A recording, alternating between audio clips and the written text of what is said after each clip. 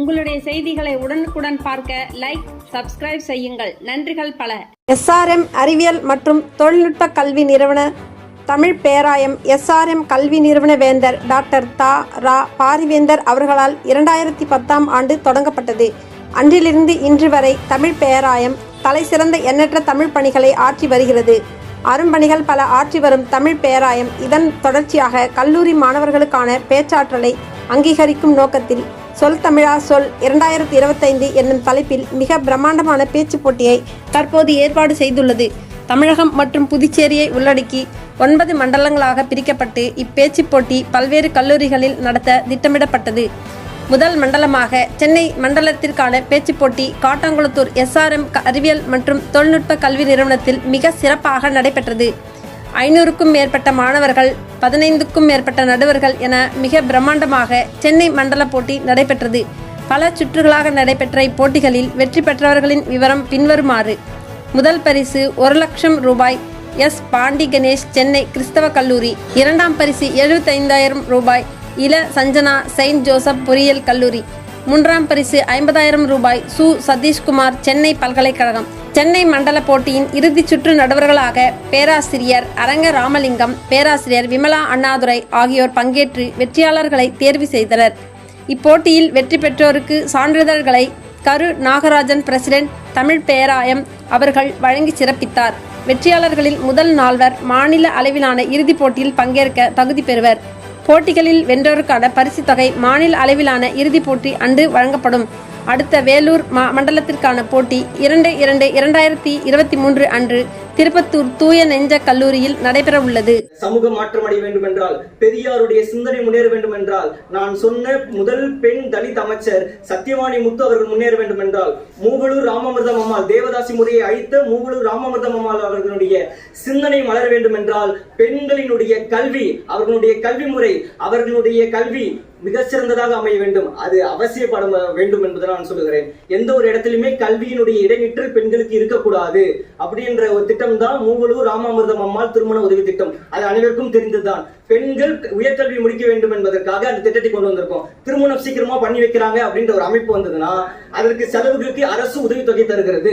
அரசு உதவித்தொகை தந்து கொண்டு இருக்கிறது. அப்போ நீங்க என்ன பண்ண முடியும்? உயர்கல்விக்காவது நீங்க செல்ல முடியும். இப்படியெல்லாம் பெண்களை இந்த அரசும் இந்த அரசாங்கமும் உயர்கல்விக்கு முன்னேற்றுகிறது. வேந்தர் டாக்டர் பாரிவேந்தர் அவர்கள் தம்முடைய தமிழ் பற்று, தமிழ் ஆர்வத்தை வெளிப்படுத்துகின்ற விதத்தில் தமிழ் பேராயம் என்ற அமைப்பை 2012ஆம் ஆண்டு தோற்றுவித்தார்கள். சாகித்ய அகாடமி என்ற அமைப்பு இந்திய மொழிகளின் வளர்ச்சிக்கெல்லாம் பாடுபடுவதை போன்று தமிழ் மொழியின் வளர்ச்சிக்காக அப்படி ஒரு அமைப்பு வேண்டும் என்ற எண்ணத்தின் அடிப்படையில் தோற்றுவிக்கப்பட்டதுதான் தமிழ் பேராயம் என்ற அமைப்பு. இந்த தமிழ் பேராயத்தின் மூலமாக பல்வேறு தமிழ் வளர்ச்சி பணிகளை நாங்கள் செய்து கொண்டிருக்கின்றோம். பல சான்றிதழ் வகுப்பு, பட்டய வகுப்புகள் நடத்தி கொண்டிருக்கின்றோம். ஆலயங்கள் எல்லாம் தமிழில் அர்ச்சனை செய்வதற்காக ஒரு பட்டய வகுப்பை நடத்தி கொண்டிருக்கின்றோம். பல செவ்வியல் இலக்கியங்கள் ஆங்கிலத்தில் மொழிபெயர்க்கப்பட்டிருக்கின்றன. பல அரிய நூல்கள் ஆழ்ந்த தமிழ் புலமை உள்ள அறிஞர்களால் எழுதப்பட்டு தமிழ் பேராயத்தின் மூலமாக வெளியிடப்பட்டிருக்கிறது. பன்னாட்டு கருத்தரங்குகள் பலவற்றை நடத்தி வருகின்றோம். இப்படி நாங்கள் செய்யக்கூடிய பணிகள் எல்லாம் தலையாய பணி என்று நாங்கள் கருதுவது, ஆண்டுதோறும் 12 தலைப்புகளில் ஏறத்தாழ 20 லட்சம் பெருமானம் உள்ள விருதுகளை நாங்கள் வழங்கிக் கொண்டிருக்கின்றோம். இந்த விருதுகளை இதுவரை 3 கோடிக்கு மேலாக தொகையுடைய விருதுகள் வழங்கப்பட்டிருக்கின்றன. 101 அறிஞர் பெருமக்கள், ஆய்வாளர்கள் இந்த விருதை பெற்றிருக்கின்றார்கள். தமிழகத்தில் மட்டுமன்று, வடக்கு மாநிலங்களைச் சேர்ந்த பல்வேறு இலக்கிய அமைப்புகள், உலகின் பல நாடுகளைச் சேர்ந்த தமிழறிஞர்கள் இந்த விருதை பெற்றிருக்கின்றார்கள்.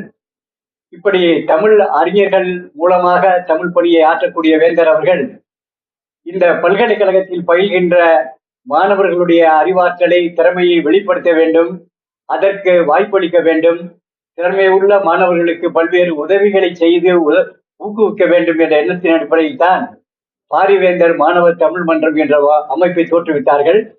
அந்த அமைப்பிலே உருவாக்கப்பட்ட மாணவர்கள் மாவட்ட அளவில் மட்டுமன்றி மாநில அளவிலும் பல்வேறு போட்டிகளில் பங்கேற்று பரிசுகளை பெற்று வந்து கொண்டிருக்கிறார்கள். இதுவரை 7-8 கவிஞர்கள், மாணவ கவிஞர்கள் கவிதை நூல்களை வெளியிட்டிருக்கிறார்கள். பேராசிரியர் பெருமக்களே, நூல்களை வெளியிடுவது அரிதாகி வருகின்ற இந்த காலத்தில் எங்கள் பாரிவேந்தர் மாணவ மன்றத்தின் மூலமாக உருவாக்கப்பட்ட பல கவிஞர்கள், மாணவ கவிஞர்கள், எழுத்தாளர்கள் நூல்களை வெளியிட்டு வருகின்றார்கள். இப்படி நம் பல்கலைக்கழக மாணவர்களுக்கு மட்டும் இந்த வாய்ப்பை தந்தால் போதாது, தமிழகத்திலே உள்ள அனைத்து மாணவர்களுக்கும் ஏதாவது ஒரு விதத்தில் உதவி செய்ய வேண்டும் என்ற வேந்தர் அவருடைய விருப்பத்தின் அடிப்படையில் தான் சொல் தமிழா சொல் என்ற தலைப்பில் மாநில அளவிலான மகத்தான பேச்சு போட்டியை நாங்கள் வேந்தர் அவர்கள் வழிகாட்டலில் நடத்தி கொண்டிருக்கின்றோம். தமிழகத்திலே உள்ள அனைத்து மாவட்டங்களும் 9 மண்டலங்களாக பிரிக்கப்பட்டிருக்கின்றன. இப்போது சென்னை மண்டலம் என்றால் சென்னை, செங்கல்பட்டு, காஞ்சிபுரம், திருவள்ளூர் 4 மாவட்டங்களில் உள்ள கல்லூரிகள், பல்கலைக்கழக மாணவர்கள் இந்த மண்டலத்திலே நடைபெறும் போட்டியில் பங்கு பெறலாம். இதுபோன்று எஞ்சிய 8 மண்டலங்கள் தமிழகத்தின் பிற பகுதிகளில் இருக்கின்றன. அத்தனை மண்டலங்களையும் பார்த்தால் ஏறத்தாழ தமிழகத்திலே உள்ள அனைத்து கல்லூரி மாணவர்களும் பல்கலைக்கழக மாணவர்களும் பங்கேற்கின்ற விதத்தில் நாங்கள் ஏற்பாடு செய்திருக்கின்றோம். இந்த மண்டலத்தை பொறுத்தவரையில் 550 மாணவர்கள் பதிவு செய்தார்கள். ஆனால் 245 மாணவர்கள் தான் இன்று இங்கே வருகை இருக்கின்றார்கள். நாங்கள் எதிர்பார்த்த அளவிற்கு இல்லாவிட்டாலும் ஓரளவு பரவாயில்லை என்ற ஒரு மனநிறைவு ஏற்படுகிறது. இதுல என்ன ஒரு சிக்கல் என்றால், ஒரு 2000, 3000, 10,000, 20,000 பரிசு தொகை என்றால் எல்லா மாணவர்களும் நாமும் பங்கேற்கலாமே என்று பங்கேற்பார்கள். இந்த போட்டியினுடைய முடிவு உங்களுக்கு தெரியும். மாநில அளவிலே முதல் பரிசு 5 லட்சம் ரூபாய், 2ஆம் பரிசு 3 லட்சம் ரூபாய், 3ஆம் பரிசு 2 லட்சம் ரூபாய், மண்டல அளவிலே முதல் பரிசு 1 லட்சம் ரூபாய், 2ஆம் பரிசு 75,000, 3ஆம் பரிசு 50,000, 5 மாணவர்களுக்கு ஆறுதல் பரிசு தலா 20,000. இப்படி ஒட்டுமொத்தமாக பார்த்தால் பரிசு தொகை மட்டுமே 40 லட்சம் ஆகிறது. இந்த விழா ஏற்பாடு மற்ற பிற செயல்கள் என்று பார்த்தால் பரிசு தொகையை விட 2 மடங்கு செலவாகும் என்று நாங்கள் நினைக்கின்றோம்.